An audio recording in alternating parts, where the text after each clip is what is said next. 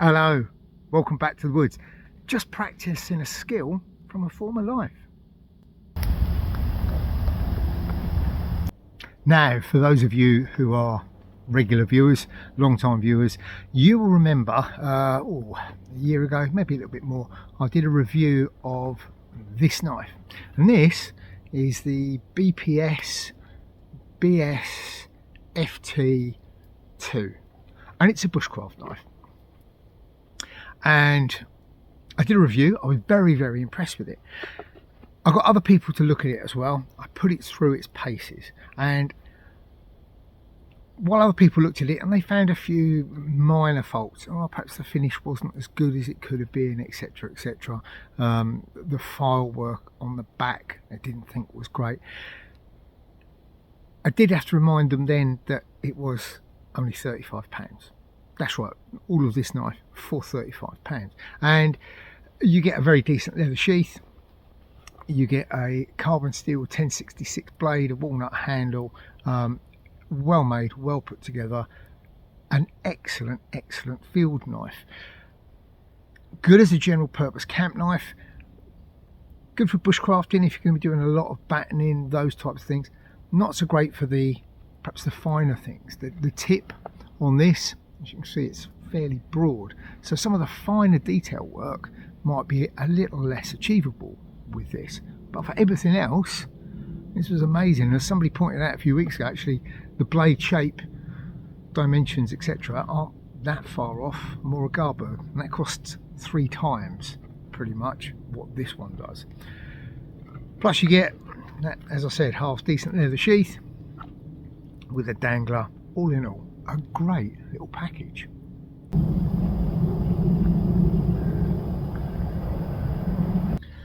Now, a few months ago I was on Instagram and I noticed that BPS, as they always do, regularly put up posts of their knives, and they had a new one, and it was this, and this is their thin LITE. Well, from the photographs it actually looked an awful lot like, well, at the end of my video I said if they wanted some advice on designing a bushcraft knife that would appeal to a broader market, just get in touch and I would send them some ideas over. Well, they were already working on something else with the Dutch bushcraft knife people. Anyway, I never got to send my ideas over, but when I saw this appear on their Instagram page, I thought, hang on, this is pretty much everything I was thinking of.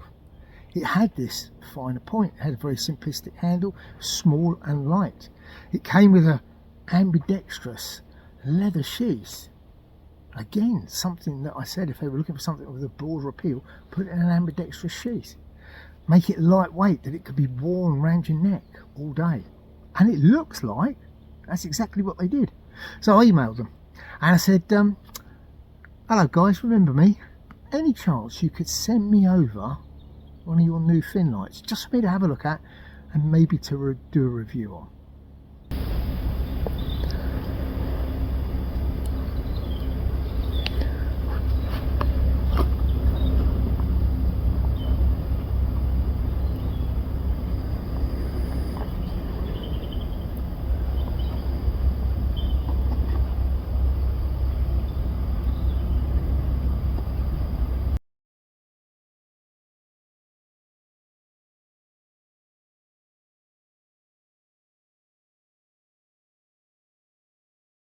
So a few weeks later, indeed, a little package came through from our friends over at BPS.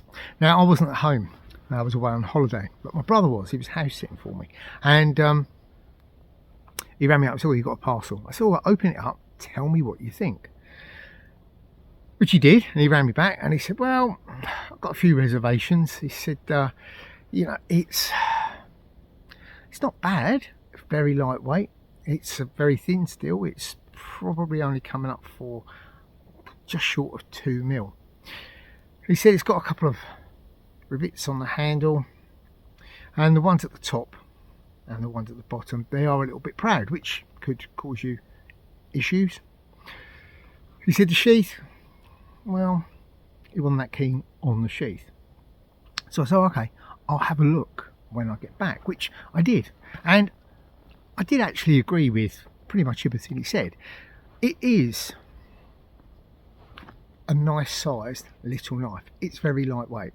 Size wise, well, as you can see, the handle fits across my palm. Bad.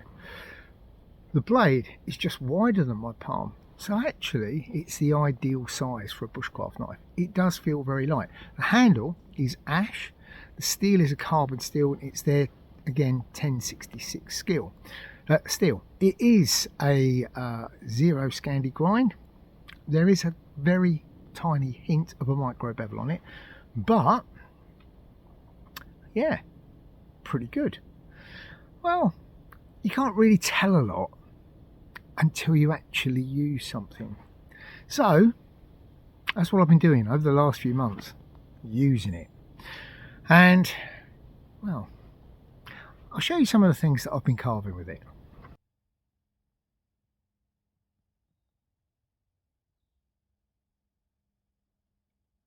Now, some of you, if you watched my last video, you saw I carved my little wood gonks. I've carved quite a few to get them right.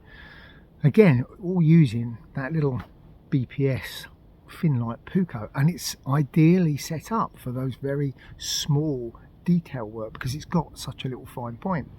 So I carved quite a few of these. I've also carved, well, spoon. Now this was a quick spoon, and I'm one of those people, I don't use an axe. I know some people do pretty much all the work with the axe and then finish it with the spoon, with the knife. I don't. I will split a piece of wood using my knife. I will then shape it, do all of the work using my knife.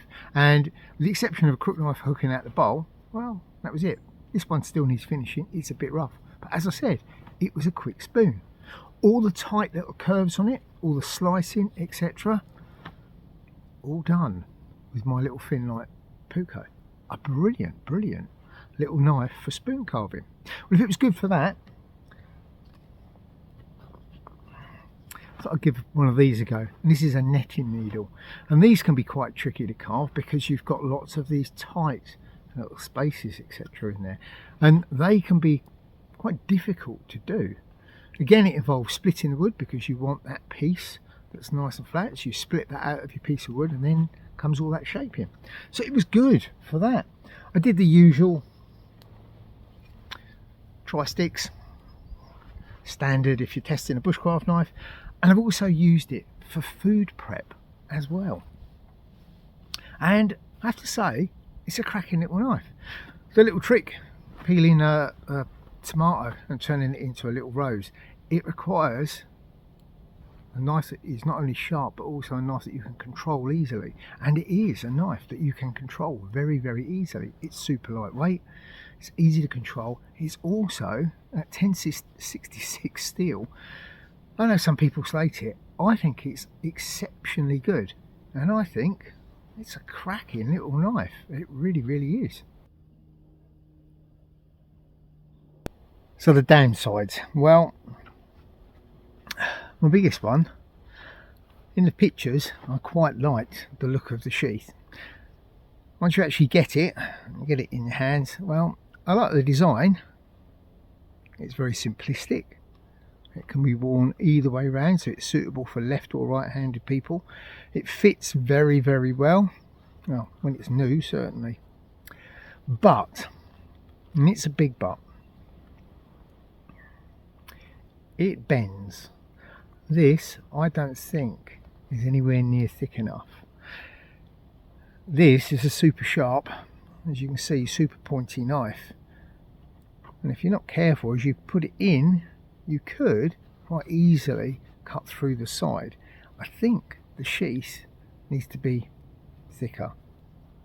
I think the thought behind it is excellent. It just needs to be that little bit thicker, so it's that little bit safer. As for the knife itself, well, as I said, 1066 steel. It's a carbon steel. In bushcraft, we all tend to like carbon steel over stainless. It's easy to sharpen, etc. And this 1066 holds a very good edge, a very good edge indeed. I haven't actually put this, when I initially got it, I put it on a stone to remove the micro bevel. Since then, it's been on a sharpening board a couple of times, but mostly it's just been stropped with the back of a leather belt. The handle material is ash, and these little bolts, little hex bolts on the sides, you can see they do stick out quite proud on the sides there, but I thought that would be a problem. Actually, you've seen the amount of carving I've done with this, you don't really even notice it. I thought they would give me blisters. No, they don't. All in all, I think it's a cracking little knife, and I've showed it to other people. Now, a few people who I know who are custom knife enthusiasts, makers, etc. A couple of them said, yeah, actually, there's nothing you couldn't sort out on that in a day. Maybe take the slabs off, put in pins, file them flat, finish it off. That's about it. They agreed with the sheath. It was too lightweight. You could either do something with Kydex or get a replacement leather sheath. Or, and you guys have seen me using the one of these, and this is my design Greencraft sheath, and it's one that my brother made up, and I've got a few, and that fits perfectly in there. Again, it's ambidextrous, it can be used on either sides. Now, if you're not lucky enough to have a very talented leather worker for a brother, well, the other thing that I carry it in is one of these, a simple bark sheath. This one's birch bark, and these aren't difficult to make, and it's like nature's Kydex. It's super lightweight. This whole package actually only weighs in at 44 grams. How mad is that? 20 grams lighter than one of the leather sheaths. So yeah, this whole combination weighs very little.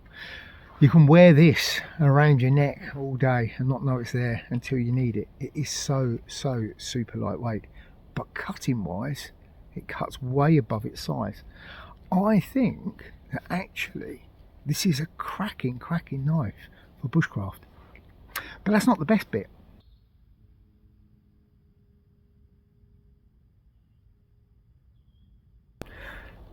Another best bit about this cracking little bushcraft knife, and I think this is quite possibly the best bushcraft knife I've seen, well, certainly this year, is the cost, because this comes in at $22. That's all, $22, which I think works out about £18, something like that. And that, for me, well, that suddenly makes this comparable with a Mora. The good old-fashioned Moras, you know, the ones that had a little wooden handle, a little plastic handle, and a similarly plasticky sheath. And the ones that were cheap, not the new ones that are £100+ pounds, £200 in some cases for a Mora. This will do all of that. This has got the ash handle, the same as one of those. This has got a carbon steel blade, same as one of those. This is very well made, very well designed, and it's an amazing knife for $22. Now, I say $22, that's because at the moment you can buy them direct from BPS and they sell in dollars. I haven't found anywhere over here in the UK selling them yet, but I'm sure it won't be long, and I'm sure it won't be long before word gets out on what a cracking little knife is, what a cracking little bushcraft knife this is. And I think this is probably the best budget book bushcraft knife, well, of 2024, and probably, I reckon, 2025, because I think this is, for the money, probably the best you can get. I think it's a really amazing little knife, and if you're in the market for a lightweight bushcraft knife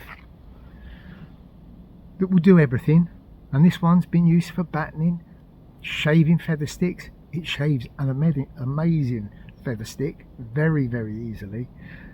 Carving, whittling, it's like almost like a full tang Sloyd. It's a cracker of a knife. Go and get yourself one. It's coming up for Christmas. Get yourself a little treat.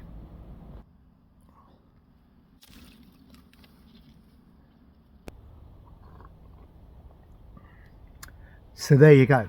that is my review of the BPS thin light bushcraft knife. Amazing knife, go and check it out. Now if you enjoyed this video, remember to hit that thumbs up button, and if you haven't already, then please like and subscribe to the channel. Down below in the description box there's a link over there for social media, but there's also a link over to my Etsy shop where you will find I sell these little badges and some other things. I've got a few other bits and pieces coming up, so keep your eye on the shop. As always, there are my fire starter pouches. There are also some of my survival scarves coming up and some EDC pouches. I've also got some Forester pouches which I am currently working on at the moment, and those will all be up. I'll be releasing stuff just before Christmas, so keep your eye on the shop. Now what's coming up on the channel, my next video is, well, it's all about night vision, and it's a review. If you like to spend time out after dark, it's a review you're not going to want to miss, because yeah, I've got something I think you might quite like. Anyway, there are some other projects coming up as well. One that I'm working on, which I'm hoping to get out before the end of November, ready for something that hopefully is going to happen at the beginning of December. Anyway, I think that's everything. I've been Neil, and until next time, stay safe in the woods.